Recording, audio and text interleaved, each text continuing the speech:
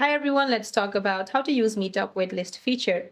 So to use Meetup Waitlist feature, head to your Meetup app and then tap the search icon at the top of your screen and then search for your event to find the specific gathering you want to attend. Now, if all available slots are taken, the standard attend or RSVP button will be replaced with a join waitlist button. Just tap it. Now you will see a confirmation message that you are now on the waitlist. Now, if a spot becomes available, you will typically receive a push notification or email. Will be automatically added to the going list, so be sure to update your RSVP if you can no longer attend, so the next person gets the spot. You can remove your name from the waitlist at any time simply by changing your RSVP status on the event page to not going.